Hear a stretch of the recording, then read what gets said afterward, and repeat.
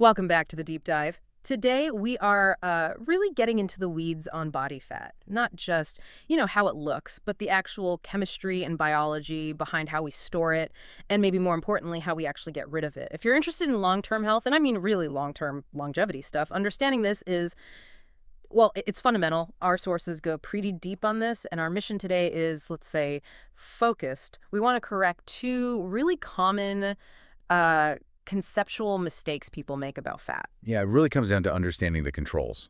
If you get the actual physical process, how fat leaves, what makes the body hold on to it, Yeah. you can move beyond just like restrictive diets. You start creating the right biological conditions. We want you to grasp the mechanism so you can actually support it effectively. Okay, let's jump right into conceptual error number one, because this one, honestly, it can be really discouraging for anyone who's ever lost weight. The common idea, right? If you're overweight, lost, say, 20, 50 pounds, whatever, those fat cells, the adipose tissue, they never really go away. They just shrink. And this myth hangs around because it sounds kind of plausible, biologically speaking. The implication is that those little fat containers are just sitting there deflated, waiting.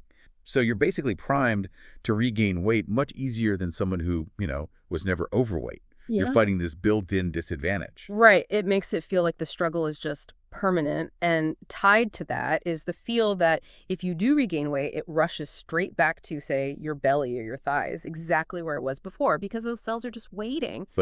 And here's the first big correction from our sources. That whole idea, that structural disadvantage, it's really overstated.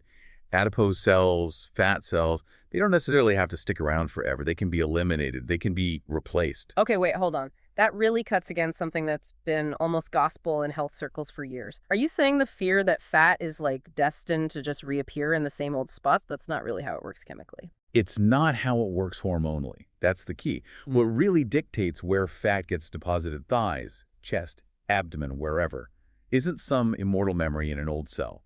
It's your current hormonal balance or imbalance. For instance, estrogens.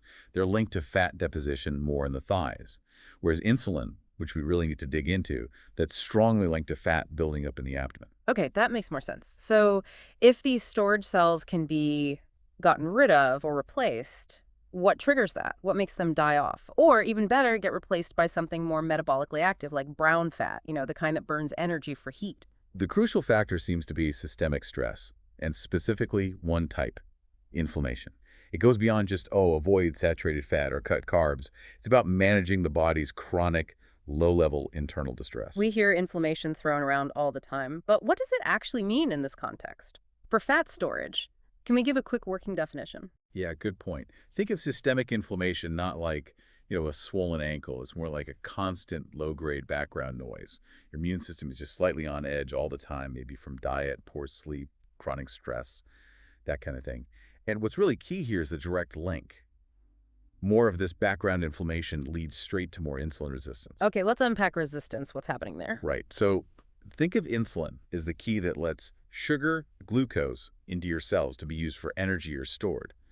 When you're chronically inflamed, the locks on those cell doors get rusty, essentially. They resist the key. Your body notices glucose isn't getting in efficiently, so the pancreas kind of panics. It pumps out more insulin, trying harder to force those sticky doors open. So hang on. If I eat the exact same sandwich as someone who isn't inflamed, my body might release way more insulin just to get the job done because of that resistance.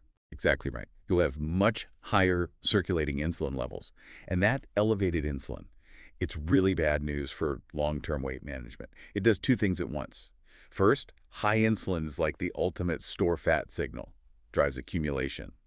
Second, and this connects back, high insulin actually helps prevent those existing fat-storing cells from dying off. It keeps them alive. So the body slows down its overall metabolism, its basic calorie burn, because it's essentially justifying keeping those fat cells around by always being in storage mode. The insulin is protecting the fat cells because the body thinks it needs to constantly store this energy that can't easily get into the other cells. You've got it. That's the mechanism. And if we zoom out, this whole situation, metabolic slowdown, chronic insulin resistance, isn't just about your weight. It's fundamentally linked to poorer life expectancy outcomes. So the big takeaway from this first part, if you want durable, healthy weight loss, you have to focus on lowering that systemic inflammation to get your insulin sensitivity back. Okay, so we know why the body might cling to fat and keep old cells around inflammation and insulin.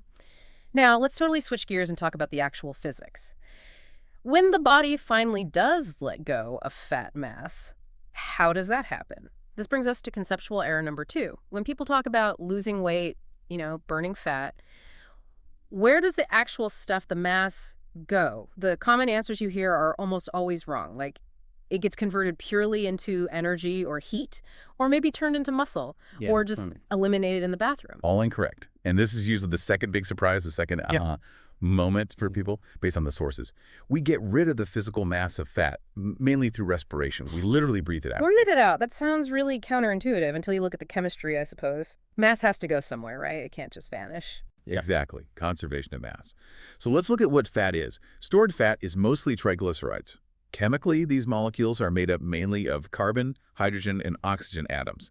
To break them down, to oxidize them, which is the proper term for burning them, you have to introduce oxygen. Oxygen you inhale.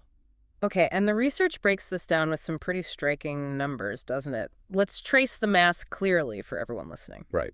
Let's say your goal is to oxidize or burn 20 pounds of fat. That's about 10 kilograms. So you start with that 20 pounds of fat mass. Okay. To run the chemical reaction that breaks it down, you need to bring in a lot of oxygen through breathing, roughly 64 pounds of oxygen or about 30 kilograms. Wow, 64 pounds of oxygen just to break down 20 pounds of fat. That's a lot more than I would have guessed. It is.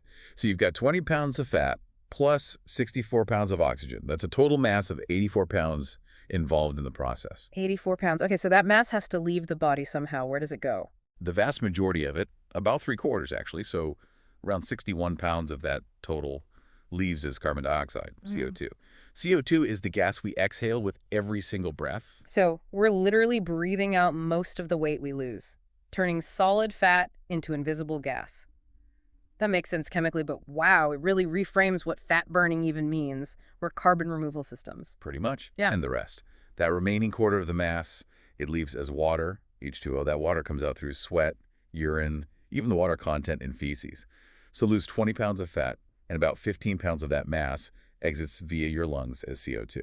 The sources mentioned something about daily amounts too, right? Like just sitting around. Yeah, on a typical day, say working an office job, not doing heavy exercise, you'll exhale about 1/3 of a pound of carbon just through normal resting breathing.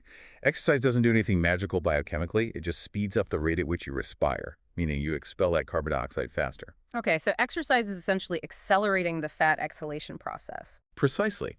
Now, someone might hear that 1/3 of a pound of carbon a day and quickly calculate, okay, to lose 20 pounds of carbon, that's only, 66 days of breathing. But that's where the calculation goes wrong, isn't it? Because it ignores the other side of the equation. Exactly. It ignores the fact that you are also eating. You're constantly bringing new carbon into your system. That completely changes the net balance. And this brings us right back around to the inflammation and insulin point we were making earlier. Let's call it the carbohydrate catch.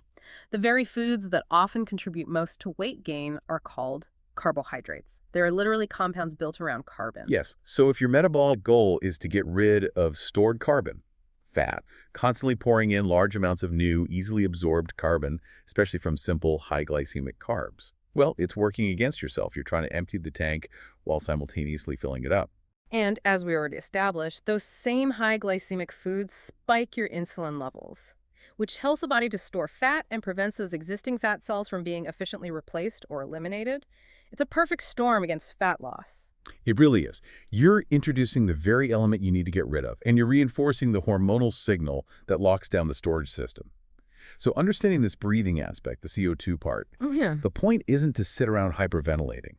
The point is to grasp the fundamental physics so you can avoid the dietary patterns that constantly disrupt your body's natural ability to exhale that stored mass and, crucially, allow those inflamed fat cells to finally turn over. The real goal is to create the metabolic conditions, low inflammation, stable insulin, where your body actually prefers to tap into and exhale stored fat rather than just storing the new carbon coming in. Okay, let's bring this all together then. We've busted 2 myths.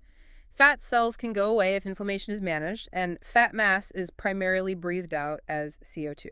Based on everything we've discussed from the sources, what's the practical, actionable advice for achieving weight loss that actually lasts? That's durable. Well, we've hammered this point, but it's central. Address the underlying inflammation. The most sustainable way is usually through adopting a genuinely anti-inflammatory diet. Think nutrient-dense whole foods, low in processed stuff. Then if changing the whole diet feels overwhelming at first, the sources do mention other strategies people explore to kind of kickstart things, right? To lower that inflammatory load more quickly. Yes, things like targeted fasting protocols or specific types of cleanses like hepatic liver or colonic cleanses are often discussed in research aiming to quickly reset some metabolic markers and reduce inflammation, particularly liver-related inflammation. These are seen more as potential tools, though, not magic bullets. Right, tools in the toolbox. And supplements. Supplements definitely come up in the research for their anti-inflammatory effects. Curcumin from turmeric is a big one. Also, high-dose, good-quality omega-3 fatty acids. These are often highlighted as effective ways to help cool down that systemic stress response. And the flip side of adding good stuff is avoiding the bad stuff. Mhm. Specifically, those high glycemic index foods, the sugars, the refined carbs. Absolutely. They are major culprits because they do the worst possible combination. They dump easily stored carbon into your system, and they trigger that insulin spike that protects old fat cells and promotes more storage. Avoid them where possible. So manage inflammation, stabilize insulin, let the fat cells turn over, and understand that fat loss means breathing out carbon. That's the cycle in a nutshell. Control inflammation and insulin to allow for healthy fat cell turnover and create the conditions where your body can effectively exhale stored carbon mass. It really shifts the focus, doesn't it? Away from just calories in, calories out, towards managing the body's whole internal environment. So the two big corrections today. First, those fat cells aren't necessarily permanent fixtures. Managing inflammation allows them to be replaced. Second, the mass you lose when you burn fat physically leaves your body primarily as carbon dioxide gas that you exhale. Which leaves a really interesting thought for you, the listener, to consider. You might spend ages focusing on calorie counts and how much you exercise. But what if the things you're not focusing on, that quiet systemic inflammation, preventing your fat cells from healthy turnover, and the constant influx of easy-to-store carbon from refined foods, what if those are the main things actually stopping your body from using your breath to effectively shed that mass? If roughly 15 pounds out of every 20 you lose needs to leave through your lungs, what parts of your current lifestyle might be blocking that exit?